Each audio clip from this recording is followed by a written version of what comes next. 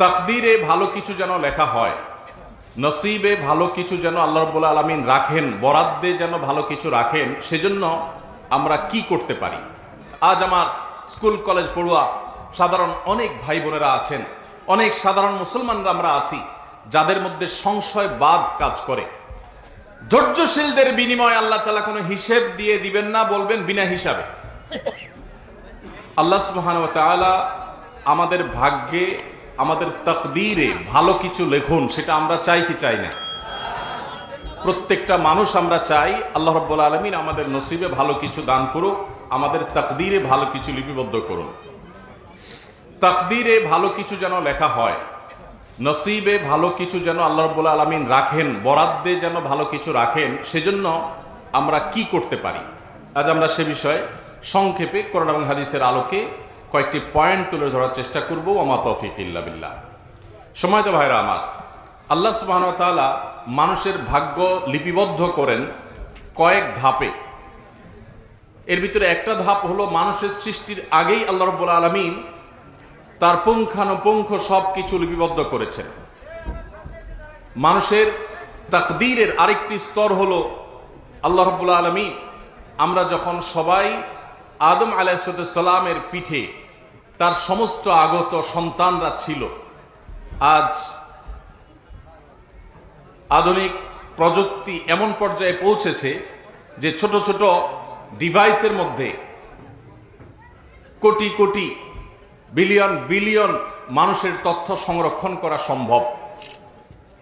অথচ প্রিয় নবী সাল্লাল্লাহু আলাইহি ওয়াসাল্লামের এই হাদিস যখন আমরা জানলাম, তখন সেই 1450 বছর আগে মানুষ এটা কোনোভাবেই ধরতে পারে না কিভাবে একজন মানুষের পিঠে তার অনাগত সন্তান, কোটি কোটি মানুষ, শত শত কোটি মানুষ কিয়ামত পর্যন্ত আসবে, তাদের সবার ডাটা, তাদের সবার সংক্ষিপ্ত ভার্সন, তাদের সবাইকে আল্লাহ রাব্বুল আলামিন ওখানে উপস্থিত রেখেছেন। কিভাবে সম্ভব? এটা তখন হয়তো বুঝে আসা কঠিন ছিল, কিন্তু আজকে আধুনিক প্রযুক্তির এই সময়ে আমাদের সামনে এটা বুঝে আসা একেবারে দিনের আলোর মতো পরিষ্কার এবং সহজ। তো যাই হোক, সেই সময় আল্লাহ রাব্বুল আলামিন মানুষের ভাগ্য নির্ধারণ করে থাকেন। আবার আল্লাহ সুবহানাহু ওয়া তাআলা প্রত্যেকটা মানুষকে নিজের মাতৃগর্ভে যখন থাকে, তখন তার ভাগ্যে কি থাকবে না থাকবে, সে ভালো হবে মন্দ হবে, শাকিয়ুন আম সাঈদুন, আল্লাহ রাব্বুল আলামিন সেটা লিপিবদ্ধ করেন মাতৃগর্ভে থাকা অবস্থায়। মানুষের ভাগ্য লিপিবদ্ধের আরেকটি স্তর হলো প্রতি বছর আল্লাহ রাব্বুল আলামিন সারা বছরের ভাগ্য লিপিবদ্ধ করে থাকেন। আল্লাহ সুবহানাহু ওয়া তাআলা আমাদের যে ভাগ্য বছরে একবার লিপিবদ্ধ করে থাকেন, সেটা ঠিক কোন সময়টা? সূরা দুখানের দিকে তাকালে আমরা দেখি আল্লাহ সুবহানাহু ওয়া তাআলা বলেছেন সূরা দুখানের 3 এবং 4 নম্বর আয়াতে, ইন্না আনজালনাহু ফি লাইলাতিন মুবারাকাহ ইন্না কুন্না মুনজিলিন ফিহা ইউফরাকু কুল্লু আমরিন হাকিম। আল্লাহ সুবহানাহু ওয়া তাআলা বলেছেন, নিশ্চয় আমি কোরআন নাজিল করেছি একটি বরকতময় রাতে। আল্লাহ সুবহানাহু ওয়া তাআলা যেই বরকতময় রাতে কোরআন নাজিল করেছেন, পরের আয়াতে বলছেন ফিহা ইউফরাকু কুল্লু আমরিন হাকিম, সেই বরকতময় রাতে সব গুরুত্বপূর্ণ বিষয় আশয়গুলো ধার্য করা হয়ে থাকে। কোরআন নাজিল হয়েছে যে বরকতময় রাতে, সে রাত কোন রাত? শবে কদর। কারণ কোরআনে কারিমে অন্য আয়াতে আল্লাহ বলেছেন ইন্না আনজালনাহু ফি লাইলাতিল কদর, আমি লাইলাতুল কদরে কোরআন নাজিল করেছি। তো এই কদরের রাত্রিতে আল্লাহ রাব্বুল আলামিন যে গুরুত্বপূর্ণ বিষয়সমূহ ধার্য করেন, যদি আয়াতের আরো বিভিন্ন তাফসীরও আছে এবং এটা নিয়ে উলামাদের আরো একাধিক মতও আছে, কিন্তু খোলাসা কথা হলো যে আমরা আমাদের ভাগ্য যেন সুপ্রসন্ন হয়, আমাদের নসিবে যেন ভালো কিছু লেখা হয়, সেজন্য এক রাতের ইবাদতই যথেষ্ট কিনা? কোরআন এবং সুন্নাহ আমাদেরকে এক রাত ইবাদতমুখী হওয়ার নির্দেশনা দিয়েছে, নাকি আমাদের ভাগ্যে যেন ভালো কিছু হয়, আমাদের জীবনে রুটি রুজিতে, আমাদের উপার্জনে, আয় ইনকামে যেন বরকত হয়, আমাদের জীবনে যেন বারাকা লাভ হয়, সেজন্য আমাদেরকে আরো কিছু নির্দেশনা দিয়েছেন। আজকে আমরা সেটি জানার চেষ্টা করবো ইনশাআল্লাহ তাআলা। সম্মানিত উপস্থিতি, আমাদের জীবনে বরকত লাভের জন্য, আমাদের ভাগ্যে ভালো কিছু লিপিবদ্ধ হওয়ার জন্য সর্বপ্রথম করণীয় হলো আল্লাহ সুবহানাহু ওয়া তাআলার প্রতি পরিপূর্ণ ঈমান আনতে হবে। নির্ভেজাল শিরক মুক্ত ঈমান আনয়ন করা হলো আল্লাহর তরফ থেকে আমাদের জন্য, আমাদের নসিবে ভালো কিছু হওয়ার জন্য প্রধান এবং প্রথম শর্ত। দুনিয়াতে একজন মানুষকে আল্লাহ সুবহানাহু ওয়া তাআলা বিপুল সম্পদ দিয়েছেন, অনেক আয় উপার্জনের পথ দিয়েছেন, কিন্তু তাকে যদি অনন্ত অসীমকালের জাহান্নামে আল্লাহ তাআলা নিক্ষেপ করেন, তাহলে তার এই আয় উপার্জন, তার বিপুল পরিমাণ অঢেল পরিমাণ সম্পদের 2 পয়সার কোনো মূল্য থাকতে পারে না। একজন মানুষ যখন ঈমান আনার তৌফিক হয়, আল্লাহ যখন তাকে ঈমানদার হওয়ার তৌফিক দান করেন, এটি হলো তার সৌভাগ্যের প্রধান এবং প্রথম সোপান এবং সিঁড়ি। এর মাধ্যমে সে সৌভাগ্যের পথে প্রবেশ করে। তার সৌভাগ্যবান হওয়ার লক্ষণই হলো আলামতই হলো তার ঈমানদার হওয়া। আর কিছু না হোক, ঈমানের কারণে যদি সে তাওহীদের উপর প্রতিষ্ঠিত থাকে, শিরক থেকে নিজেকে মুক্ত রাখতে পারে আর ঈমান নিয়ে দুনিয়া থেকে যেতে পারে, তাহলে ইনশাআল্লাহ একদিন না একদিন সে যত গুনাহই করুক না কেন, শিরকে আকবর কুফরে আকবর যদি না করে থাকে, ইনশাআল্লাহ সে একদিন জান্নাতে যাবে। এটা হলো তার সৌভাগ্যের সবচেয়ে বড় মাধ্যম। এই জন্য সৌভাগ্যশীল মানুষ হওয়ার জন্য সর্বপ্রথম শর্ত হলো ঈমান আনয়ন করা আল্লাহর প্রতি, আখিরাতের প্রতি, নবী রাসূলগণের প্রতি, আসমানি কিতাব সমূহের প্রতি। যে ঈমান হবে নির্ভেজাল, যে ঈমান হবে নিঃসংকোচে। আজ আমার স্কুল কলেজ পড়ুয়া সাধারণ অনেক ভাই বোনেরা আছেন, অনেক সাধারণ মুসলমানরা আমরা আছি, যাদের মধ্যে সংশয়বাদ কাজ করে। সৈয়দ আবুল হাসান আলী আন-নদভী রহমতুল্লাহি আলাইহি ভারতবর্ষের স্বনামধন্য এবং প্রথিতযশা আলেমে দ্বীন এবং আল্লাহওয়ালা মানুষগুলোর মধ্যে থেকে একজন ছিলেন। তিনি সৈয়দ আবুল হাসান রহমতুল্লাহি আলাইহি মুসলিম বিশ্বের নোবেল খ্যাত বাদশাহ ফয়সাল অ্যাওয়ার্ড প্রাপ্ত ভারতবর্ষের হাতে গোনা কয়েকজন মনীষীর একজন ছিলেন।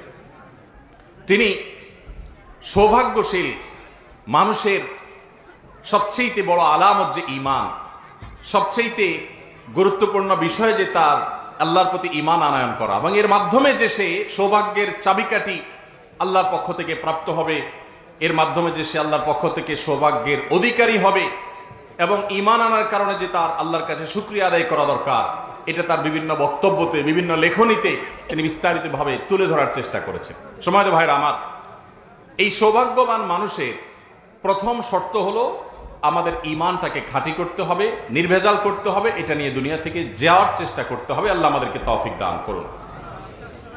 দ্বিতীয়ত, সৌভাগ্যশীল মানুষ হওয়ার জন্য আমাদের সবাইকে সারা বছর আল্লাহর ইবাদত বন্দেগীতে মাশগুল থাকতে হবে, সকল প্রকার গুনাহ এবং হারাম থেকে বেঁচে থাকতে হবে। আমরা অনেকে আছি এক রাত ইবাদত বন্দেগী করে আল্লাহ রাব্বুল আলামিনকে আমাদের ভাগ্যের জন্য ভালো কিছু লেখা হয় তার জন্য দোয়া করি, কান্নাকাটি করি এবং মনে করি এটা যথেষ্ট। এটা আমাদের একটি জীবনের ভুল এবং জীবনের একটা ভ্রান্ত ধারণা যে এক রাতের ইবাদত আমার সারা বছরের ইবাদতের জন্য যথেষ্ট হবে। প্রকৃত অর্থে আপনার আমাকে আমাদের ভাগ্যে যেন ভালো কিছু লেখা হয় তার জন্য সারা বছর আল্লাহর ইবাদত বন্দেগী করতে হবে। আল্লাহ সুবহানাহু ওয়া তাআলা বলেছেন, ওয়ালাউ আন্না আহলাল কুরা আমানু ওয়াত্তাকাউ লাফাতাহনা আলাইহিম বারাকাতিম মিনাস সামা। যদি কোনো জনপদের লোকেরা ঈমান আনে এবং তাকওয়া অবলম্বন করে, আল্লাহ সুবহানাহু ওয়া তাআলা আসমান থেকে বরকতের সমস্ত দুয়ারগুলো, দরজাগুলো সব উন্মুক্ত করে দিবেন। অতএব ভাগ্য সুপ্রসন্ন হওয়ার জন্য ঈমান এবং তাকওয়া অবলম্বন করা, ঈমান আনা এবং তাকওয়া অবলম্বন করা জরুরি। আল্লাহ তাআলা আমাদের সবাইকে তাকওয়া অবলম্বন করার তৌফিক দান করুন। তাকওয়া হলো আল্লাহর সমস্ত আদেশগুলো মেনে চলা এবং সকল হারাম থেকে বেঁচে থাকা। এটা হলো তাকওয়ার খোলাসা, এটা হলো তাকওয়ার নির্যাস।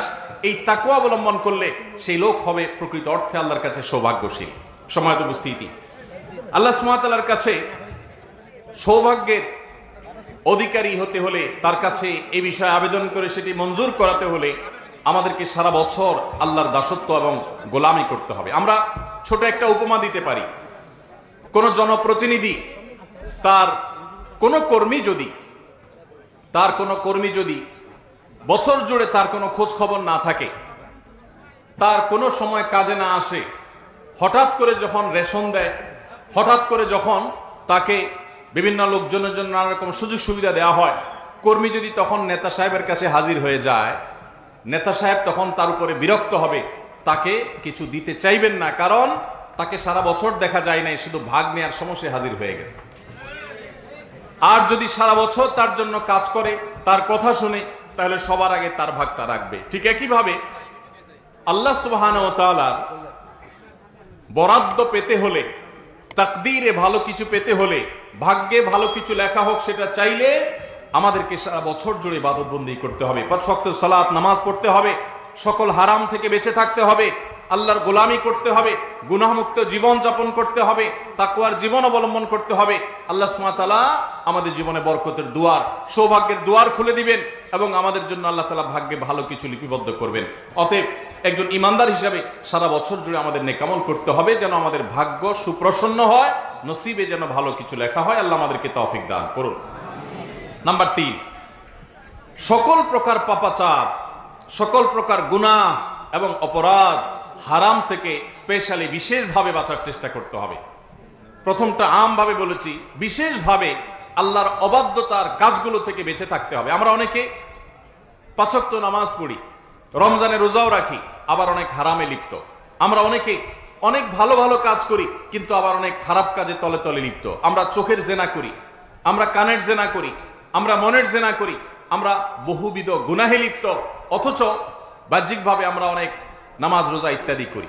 ভাইরা আমার, আমাদের নসিবে ভালো কিছু লিপিবদ্ধ হওয়ার জন্য, আল্লাহর রহমতের অধিকারী হওয়ার জন্য আমাদেরকে গুনাহমুক্ত জীবন গড়তে হবে। গুনাহমুক্ত জীবন গড়লে আল্লাহ রাব্বুল আলামিন আমাদের জীবনে বারাকা দান করবেন ইনশাআল্লাহ তাআলা।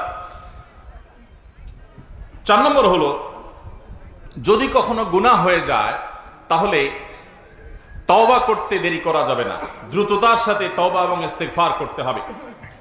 গুনাহ থেকে বান্দা যখন তওবা করে, ইস্তেগফার করে, আল্লাহ রাব্বুল আলামিন সাথে সাথে বান্দার তওবা যদি শর্ত পূরণ করে তওবা করে, তওবাকে কবুল করেন। এবং তওবা হলো গুনাহের পথ থেকে ফিরে আসা, গুনাহের পথ থেকে ফিরে আসা। তওবার পাশাপাশি ইস্তেগফারও করতে হয়। আমরা অনেকে তওবা এবং ইস্তেগফারের পার্থক্য জানি না। তওবা হলো কোন একটা পাপ আপনি করতেন, সেটা ছেড়ে চলে আসেন, এটা হলো তওবা। আর ইস্তেগফার হলো আগে যে পাপটা হয়ে গেছে, গুনাহটা হয়ে গেছে, তার জন্য আল্লাহ সুবহানাহু ওয়া তাআলার কাছে চোখের পানি ছেড়ে দিয়ে একান্তে ক্ষমা প্রার্থনা করা, মাপ চাওয়া, এটা হলো ইস্তেগফার। ইস্তেগফার এবং তওবা এটা আমাদের বরকতের দুয়ারকে উন্মুক্ত করে, আমাদের জন্য নসিবে ভালো কিছু আল্লাহ তাআলা বিবদ্ধ করেন এর মাধ্যমে। সূরা নূহ আল্লাহ রাব্বুল আলামিন বলেছেন, নূহ আলাইহিস সালাম তার জাতিকে নির্দেশ দিয়েছেন, ফাকুলতুস্তাগফিরু রাব্বাকুম ইন্নাহু কানা গাফফারা ইউরসিলিস সামাআ আলাইকুম মিদরারা ওয়া ইউমদিদুকুম বিআমওয়ালিন ওয়া বানিন ওয়া ইয়াজআল লাকুম জান্নাতিন ওয়া ইয়াজআল লাকুম আনহারা। নূহ আলাইহিস সালাম বলেছেন তার জাতিকে যে তোমরা তোমাদের রবের ইস্তেগফার করো, আল্লাহর কাছে ক্ষমা প্রার্থনা করো, তাহলে কি হবে? আল্লাহ রাব্বুল আলামিন তোমাদের গুনাহ মাফ করবেন। আল্লাহ সুবহানাহু ওয়া তাআলা তোমাদের জন্য, তোমাদের উপার্জনে, তোমাদের সম্পদে, তোমাদের ফল ফসলে বারাকা দান করবেন, সেগুলো বৃদ্ধি করবেন।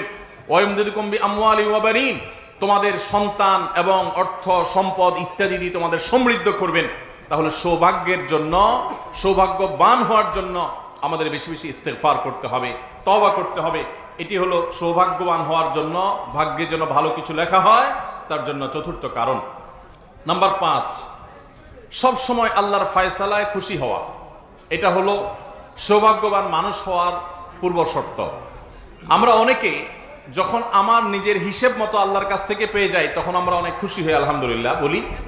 আবার যখন আমার হিসাবের বাইরে দেখা যায় যে আল্লাহ সুবহানাহু ওয়া তাআলার কাছে চাইলাম একটা আর পাইলাম আরেকটা, তখন আমাদের মুখ দিয়ে আলহামদুলিল্লাহ বের হওয়া তো দূরের কথা, আমাদের মুখটা কালো হয়ে যায়, আমরা নাখোশ হয়ে যাই, আমরা মন খারাপ করে ফেলি। এটা কোনো ইমানদারের বৈশিষ্ট্য হতে পারে না। একজন ইমানদার তিনি সুখে যেমন আল্লাহ তাআলার শুকরিয়া আদায় করবেন, দুঃখেও আল্লাহ রাব্বুল আলামিনের ফয়সালাকে মেনে নেবেন। মনে রাখবেন, ইমানদারের জন্য এটা অনেক বড় পরীক্ষার ব্যাপার যে ইমানদার তার সারা জীবনে আল্লাহ রাব্বুল আলামিনের সকল দানে যেমন খুশি হবে, কোনো কষ্ট, কোনো দুঃখ এটাতে নিপতিত হলে সে সবর করবে, কারণ আমার এই দুঃখ কষ্টের পেছনে আর কিছু না হোক, সবর করলে আল্লাহর কাছে বিনিময় নিশ্চিত। দুনিয়ার গুলি মিস হতে পারে, আপনি বিপদ আপদে সবর করবেন, ধৈর্য ধারণ করবেন, আল্লাহর ফয়সালাকে মেনে নেবেন, ধৈর্যের ঢোক গিলে ফেলবেন, আর আল্লাহ তাআলা আপনার কোনো বিনিময় দিবে না, এটা কোনোদিনই হতে পারে না। পুরো কোরআনে আল্লাহ রাব্বুল আলামিন একটি আমলের বিনিময় বলেছেন যে এর বিনিময় আল্লাহ তাআলা হিসাব করে দিবেন না, হিসাব ছাড়া দিবেন। আমরা যেটাকে ব্ল্যাঙ্ক চেক দেওয়ার কথা বলি, কাউকে আপনি কোনো চেকে বড় কোনো ফিগার বসিয়ে দিলেন, সেটা কত বড় হতে পারে, কিন্তু কাউকে যদি আপনি ব্ল্যাঙ্ক চেক দেন, এটা হয় সবচেয়ে বড় দেওয়া, এটা হয় সবচেয়ে বড় উপহারের বিষয়। আল্লাহ সুবহানাহু ওয়া তাআলা বলেছেন, ইন্নামা ইউওয়াফাস সাবিরুনা আজরাহুম বিগাইরি হিসাব। দানের ক্ষেত্রে আল্লাহ সুবহানাহু ওয়া তাআলা 1 থেকে 700 গুণ পর্যন্ত, কাউকে 1 থেকে 10 গুণ পর্যন্ত, ইখলাসের উপরে, দান এবং নেক আমলের উপর ভিত্তি করে নেক আমলের সওয়াবকে আল্লাহ তাআলা বহুগুণ বৃদ্ধি করেন। কিন্তু একটি আমল আছে যেই আমলের বিনিময় আল্লাহ তাআলা দিবেন কোনো হিসেব টিসেব ছাড়া।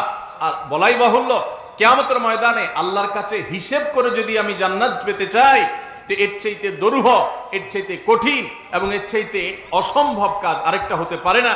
কারণ আমি যত নেক আমল করেছি এর ভিতরে বহু ত্রুটি রয়েছে, বহু বিচ্যুতি রয়েছে। আমি আল্লাহর কাছে বহু ইস্তেগফার করেছি, কোনটা অ্যাকসেপ্ট হয়েছে কোনটা হয়নি আমি জানি না। এজন্য আল্লাহর কাছে একজন ইমানদারের চাওয়া হবে, আল্লাহ যেন আমাকে বলেন যে বান্দা কোনো হিসাব নিকাশ নাই, যাও তোমাকে দিয়ে দিলাম জান্নাত বিনা হিসাবে। আমরা সবাই চাই কি চাই না? একটা আমল করতে হবে, বলবো সে আমলটার নাম হলো সবর। সে আমলটার নাম কি ভাই? সবর। ইন্নামা ইউওয়াফাস সাবিরুনা আজরাহুম বিগাইরি হিসাব। আল্লাহ বলেছেন ধৈর্যশীলদের বিনিময় আল্লাহ তাআলা কোনো হিসাব দিয়ে দিবেন না, বলবেন বিনা হিসাবে। এই সবরের আমলটা বলতে যত সহজ, 3 বর্ণে বলে ফেললাম সবর, এটার বাস্তবায়ন কিন্তু এত সহজ না। সবরের ওয়াজ করতে আপনাকে এখানে বসায় দিলে আপনিও 2, 4, 10, 20 মিনিট কথা বলতে পারবেন, কিন্তু যখন মাথাটা গরম হয়ে যায়, যখন রাগ উঠে যায়, যখন মেজাজ হারিয়ে ফেলি আমরা, তখন সবর করাটা হলো চ্যালেঞ্জিং ব্যাপার। মনে রাখবেন, ইমানদার কখনো বেসবর হওয়া এটা তার সাজে না। ইমানদারকে সবর করতে হয়, কারণ ইমানদারের সবরের পেছনে সান্ত্বনা আছে। যার ভিতরে ইমান নাই, যে নাস্তিক, যে স্রষ্টা বিশ্বাস করে না, তার সবরের কোনো বিনিময় সে আশা করে না। এজন্য তারা সবচেয়ে বেশি ডিপ্রেসড হয় সারা পৃথিবীতে, সব সময়, সব যুগে, সব সমাজে সবচেয়ে বেশি মানুষ ডিপ্রেশনে ভোগে যারা আল্লাহতে বিশ্বাস করে না। মুসলমানদের মধ্যে যদি ডিপ্রেশন অতিরিক্ত হয়, তাহলে বুঝতে হবে যে আল্লাহর প্রতি তার ঈমানের দুর্বলতা আছে। ডিপ্রেশন অতিরিক্ত হওয়া মানে হলো ঈমানের দুর্বলতাও অতিরিক্ত হওয়া। ডিপ্রেশন যার ভিতরে যত কম, তার ঈমানের পাওয়ার এবং মিটার তত বেশি।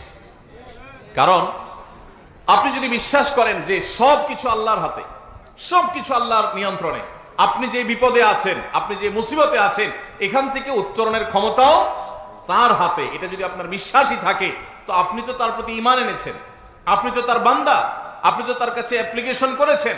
অতএব আপনি নির্দ্বিধায়, আপনি নিশ্চিন্তে, নিঃসংকোচে আপনি আস্থা এবং ভরসা রাখবেন তার প্রতি। আপনি ডিপ্রেসড হওয়ার কোনো সুযোগ নেই। কদিন আগে বগুড়া গিয়েছিলাম, এক ডাক্তার কাগজ দিলেন যে আমাদের বগুড়া জেলায় 1 বছরে 300-এরও বেশি মানুষ আত্মহত্যা করেছে।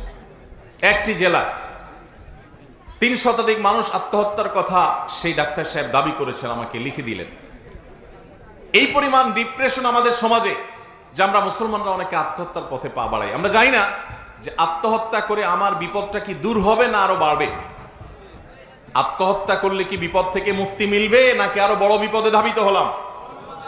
কিন্তু আমাদের সে বিশ্বাস দুর্বল হওয়ার কারণে আমরা আজ এই ডিপ্রেশনে চলে যাচ্ছি। তো যেটা বলছিলাম, ইমানদার যদি সবর করতে পারে, তার বিনিময় আল্লাহ সুবহানাহু ওয়া তাআলা কোনো হিসেব ছাড়া দিবেন, হিসেব ছাড়া। আজকাল আপনি দাড়িওয়ালা মুসলমান পাবেন, টুপিওয়ালা মুসলমান পাবেন, জুব্বাওয়ালা মুসলমান পাবেন, তসবিহওয়ালা মুসলমান পাবেন, কোরআন তেলাওয়াত করেনওয়ালা মুসলমান পাবেন, নফল নামাজ পড়নেওয়ালা মুসলমান পাবেন, কিন্তু সবরওয়ালা মুসলমান খুব কম পাবেন। দেখবেন যে হাজী সাহেব, গাজী সাহেব, মাওলানা সাহেব, মুফতি সাহেব, ইমাম সাহেব, মুয়াজ্জিন সাহেব, খতিব সাহেব, নামাজি সাহেব, অমুক সাহেব, তমুক সাহেব, মাথা যখন গরম হয়, চান্দি যখন গরম হয়ে যায়, তখন সাহেবের আর আসল রূপ থাকে না। ঠিক না ঠিক? এই জন্য নবী করিম সাল্লাল্লাহু আলাইহি সাল্লাম বলেছেন, তোমাদের ভিতরে যে তার স্ত্রীর কাছে ভালো, তার স্ত্রী তো জানে যে এই লোকের রাগ উঠলে মাথা ঠান্ডা থাকে না গরম হয়, এবং রাগ উঠলে মাথা যদি গরম হয় তখন সে কি করে না করে, তার মুখ দিয়ে কি বাহির হয় না হয়, সে কি আছাড় পিছাড় ভাঙচুর করে নাকি ধৈর্য ধারণ করে, এটা স্ত্রী সবচেয়ে ভালো জানে। এই জন্য নবী সাল্লাল্লাহু আলাইহি সাল্লাম মানুষের চারিত্রিক সনদপত্র এটা জনপ্রতিনিধির হাতে দেন নাই, এটা দিয়েছেন স্ত্রীর হাতে। স্ত্রী জানে আসলেই লোকটার চরিত্র আচরণ কেমন। বাহিরে ভালো সাজা এটা অনেক সোজা কাজ, এটা আমরা সবাই পারি, কিন্তু আসল ভালো এটা আপনার স্ত্রী জানে। আবার স্ত্রীর ভালো রূপ না খারাপ রূপ সেটা সবচেয়ে বেশি স্বামী জানে। এজন্য ভাইরা আমার, আমাদের সবর করতে হবে। আপনি দেখবেন প্রায় পত্রিকার পাতা নিউজ হয় যে বিয়ে বাড়িতে মাছের সাইজ একটু ছোট হয়েছে, এটার উপর ভিত্তি করে বিশাল তুলকালাম, কারাতে আপনার প্রদর্শনী, বিরাট মারপিট এবং ভাঙচুর, এমনকি বিয়ে ভেঙে মানুষ চলে যায়। কত নির্লজ্জ হলে, কত বেহায়া হলে, কত ছোট লোক হলে, কত নিচু হলে, কত বেসবর হলে, কত অধৈর্য হলে, কত খাদক হলে, কত পেটুক হলে, কত ভিখারির মতো মানুষ হলে বিয়ে বাড়ির সামান্য খাবারকে কেন্দ্র করে বিয়ে ভেঙে যায়। এই ঠিক ঠিক বলা পাবলিক আমরা যারা আছি, আমাদেরও একটা বড় অংশ ফিল্টার করলে দেখা যাবে যে আমরা এখানে যত বড় ঠিক বলি, বাসা বাড়িতে, দোকানপাটে, কাজে কর্মে চুন থেকে নুন খসলে তত জোরে আমরা আষাঢ় পিছাড় দিই। এটাও ঠিক। ওয়াজ মাহফিলে বেঠিক কিচ্ছু নাই, সব ঠিক। আল্লাহ তাআলা আমাদের ঠিক ঠিক বলনেওয়ালা ভাইরা সহ আমাদের সবাইকে আল্লাহ তাআলা সবরকারী হওয়ার তৌফিক দান করুন। ভাইরা আমার, মনে রাখবেন ধৈর্য ধারণ এমন একটা গুণ, এর বিনিময়ে আল্লাহ রাব্বুল আলামিন হিসেব ছাড়া দিবেন। ভাইরা আমার, হতে পারে আপনার পরিবারের সাথে, হতে পারে রাস্তায় কোনো পরিচিত অপরিচিত মানুষের সাথে, হতে পারে কোনো কাস্টমারের সাথে, হতে পারে অন্য কোনো মানুষের সাথে আপনার রাগ হওয়ার মতো পরিবেশ তৈরি হবে, মাথা গরম হওয়ার মতো যথেষ্ট কারণ থাকবে, উল্টাপাল্টা অনেক হবে আপনার সামনে, উল্টাপাল্টা হবে দেখেই তো সবর করতে হবে। সব যদি ঠিকঠাক মতো হয় তাহলে তো সবরের প্রশ্নই নেই। সবরই যদি না করেন আপনি জান্নাত পাবেন